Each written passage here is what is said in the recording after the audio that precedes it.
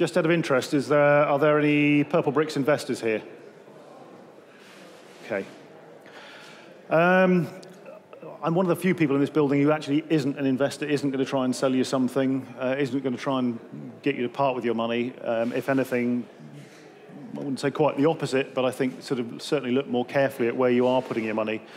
A bit of background for me: I've worked in a estate agency in the property business for 30 years, run my own estate agency business. I was a consultant to Tesco RBS, worked at a national level with the National Association of Estate Agents, was an inaugural member of the Property Standards Board with Lady Diane Hayter, and was also on the disciplinary panel of the National Association of Estate Agents. So I come at where I am today, and the reason that Tom has very kindly invited me here today, from a position that I actually care very passionately about estate agency, the property industry, and making sure that consumers are looked after properly, that my industry tries to build a better reputation than it's had in the past, and also just to try and make sure that if something is being overlooked, that it's picked up on by the people that it should be. Contrary to what many people in the media, and public believe, estate agents is actually very heavily regulated. The problem with it, as many of you may experience who've bought and sold or have portfolios of properties, is it's often poorly policed and even less well enforced and regulated. The law sets out which agents are responsible to and how they must behave, and it also allows for the enforcement of minimum standards of qualifications. This is the 1979 Estate Agents Act. Sorry to get dull. There is also the Consumer Protection Regulations Act, which are there to make sure that consumers can make an informed choice based on honest information. And I think this is where I'm starting to get towards where we're talking about with Purple Bricks.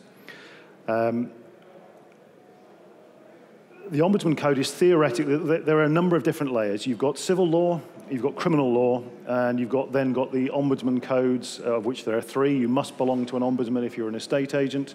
We are also bound by data protection regulations and also, money laundering regulations as well. If you were to set up as an estate agent tomorrow, any of you could do it. There's no formal qualifications required at the moment. However, you would have to, if you were setting up your own business, register with data protection. You'd have to register with HMRC or the FCA, and you would have to register with an approved redress scheme. In the beginning with Purple Bricks, virtually none of their LPEs were doing this.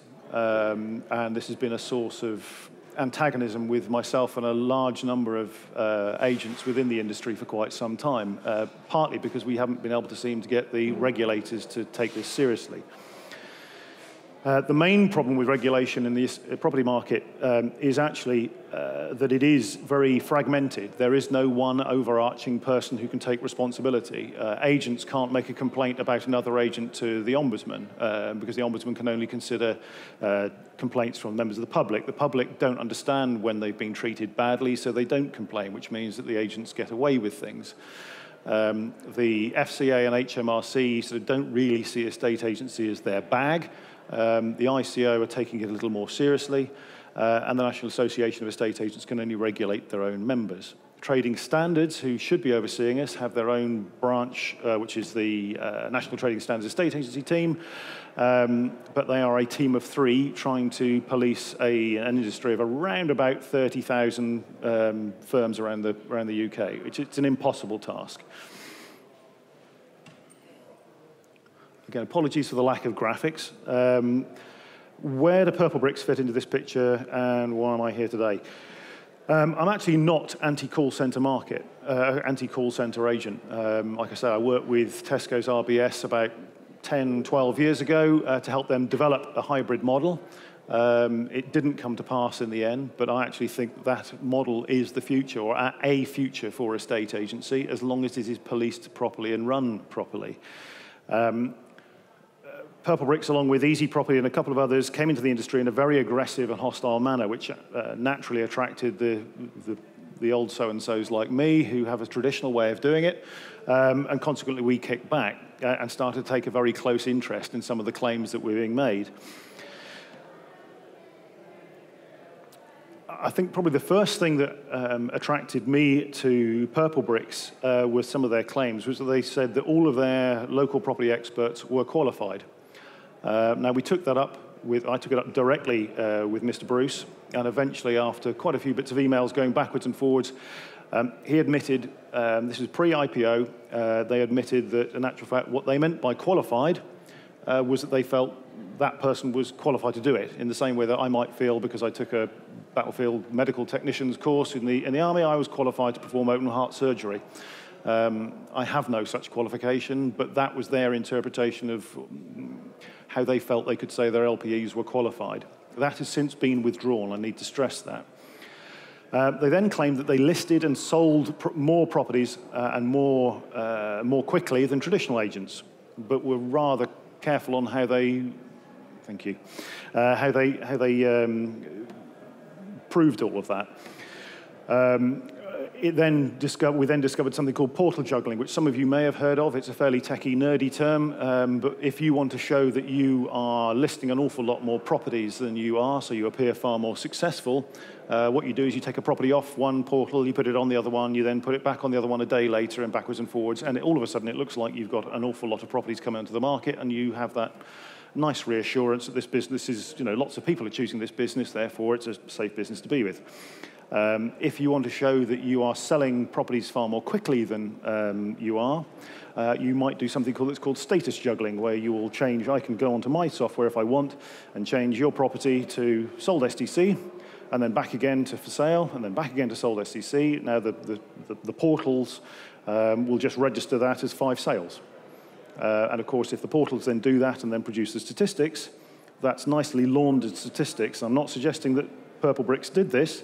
However, when this was picked up and portal juggling became a problem that was recognized by the industry, Purple Bricks announced that they were auditing some of their properties. I'll leave that hang there. Up until June 2016, none of the LPEs were members of property redress. That is a basic legal requirement.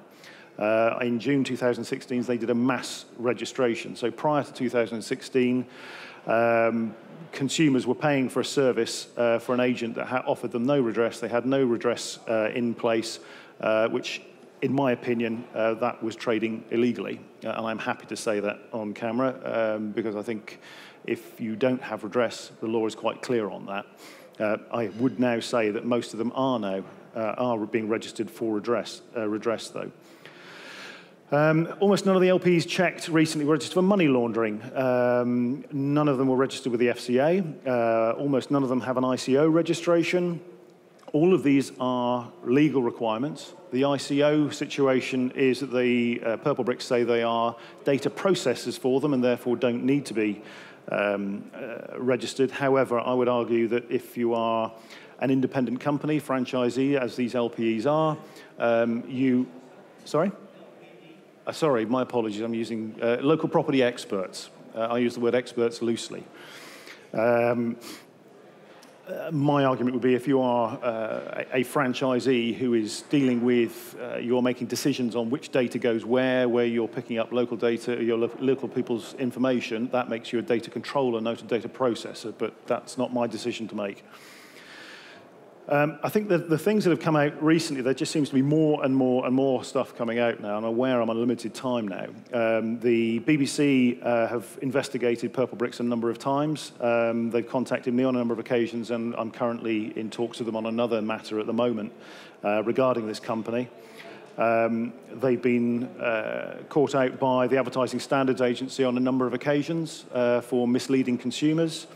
The main thing that I think as investors that you want to take away from this is my investment a safe investment, or am I likely to be having to lose money in the near future? If I was a CEO of a company and told you that for every 100 properties I list, I sell, as in complete 88% of it, you would think that was probably quite a good way of doing business. That's what the previous CEO said on the Moneybox program in 2016. Quite categorically asked how many do you list to sold, not sold subject to contract, but actually complete, and he said 88%. Since then, I've had a letter from their solicitors on a cease and desist letter that said, in actual fact, the stats I'd quoted, which were around about 40 to 50% listings to sold, were totally inaccurate, and in actual fact, it was 91.4%, and that was a letter from their solicitors. Kenneth Bruce put a tweet out a couple of years back, or a year back, sorry, saying in actual fact it was in excess of 80%. And Mr. Wainwright's latest admission on BBC Radio 5 programme said that it was 76%, but that was sold subject to contract. Now, in estate agency, if you go from on the market to under offer, sold subject to contract, all the same thing, you then have what we call a fall-through rate or a dropout rate. Traditionally, that's around about 30% in the business. So if you're announcing as a CEO that you now have a 76% listings to STC ratio, and you add in a 30% national average fall-through rate, that gives you a complete listing to completion ratio of around about 46%, which is remarkably similar to the figure that Jeffries quoted and got an awful lot of flack for a few weeks ago when Purple Bricks' share price went through the floor. Just briefly before we go, and I'm conscious that we're about out of time, I've done a number of blogs. Some of you may have seen them, you may not have done. If you want to check up on everything I've said here and a fair bit before, besides, it is blog.pdq-estates.co.uk. Unfortunately, I can't show the graphics. However, if anybody wants to come have a look, the new instructions for the whole of 2017 in the west of Cornwall area, which is the area I cover, so there's about a dozen postcode sectors in that. They listed 130 properties in the whole of 2017. Of those 130 properties, I've then gone on and checked using Zoopla, and they exchanged 50. So that is not 88%, it's not 91.4%, it's not even 76% with a fall-through rate of 30%. It's actually quite a bit below that. Now that is in one small area of the UK, but it's figures that back up other independent data from the likes of Jeffries that suggest to me that what the CEOs and their solicitors have been saying publicly and on the record don't stack up. And if you're an investor and a CEO says they are doing 88% and they then refuse to produce that evidence, I think that's bad news. I also think if you've got an awful lot of customers who are very disgruntled and feel they took that decision to use your firm because they thought they had an 88% chance of selling, and you discover that you then didn't have an 88% chance of selling, you had the best of a coin flip or worse, I think there may well be very good grounds for people claiming a lot of money in refunds. And I think that could be a very big problem for Purple Bricks over the coming few weeks and months, if that is shown to be the case. Any questions at all? Are you in contact with people yourself in Australia and the States? Are you seeing a similar... I haven't actively in contact with them, but I've been contacted by a number of current and ex-local property experts in the UK, and we've had contact from a number of realtors and agents in Australia who are now contacting me. I've had a couple of whistleblowers. So Australia is looking as though it's imploding at the moment, and I think they're struggling to find traction in America. I think the realtors over there are far more organised, they're qualified. I hold agency qualifications, but it's not a requirement in the States, it is, and they are not going to let that business in lightly if they can possibly help it, and they're not. I think they're making some traction, but not as much as they need. I think there's yeah, I'm going to stop there, I think. Any other questions at all? Yeah. Russell. Declared interest. Yeah. Competitor of Purple Bricks, as you know. Yeah. Just kind of want to wind back to what you were saying with regards to LPEs as far as some of the issues that are faced. Can you just clarify that as predominantly because they choose to run self-employed LPEs that therefore sit outside of the legal entity that otherwise would be an estate agency? I thought one of the things I was hoping to touch on, and it's a good point, in my presentation, but we've had to cut it a little bit short, is that there are a number of gig economy cases that are coming up at the moment. Uber, we've got the Pimlico Plumbers one, which is coming up, and I think there is, I think the likes of Purple Bricks, who rely very heavily on the fact and make very clear that these people are self-employed,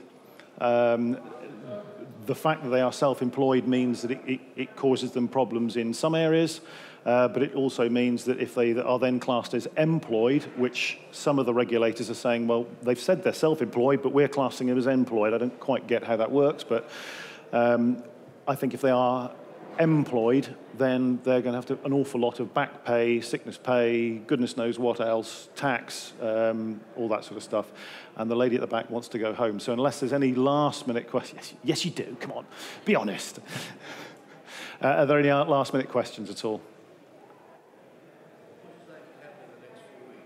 Sorry? I think there are things happening. There are unconfirmed reports that were broken this afternoon that Mr. Bruce has sold a very large number of shares. I'm not quite sure why you would do that before your yearly figures are announced in a month or two's time. I'm sure he has his reasons.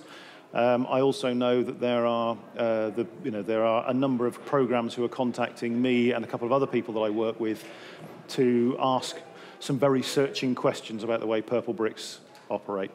I'm more than happy to take this off now and answer any questions off the mic if anyone wants to catch me afterwards, but I know they want to finish. So thank you very much for your attendance.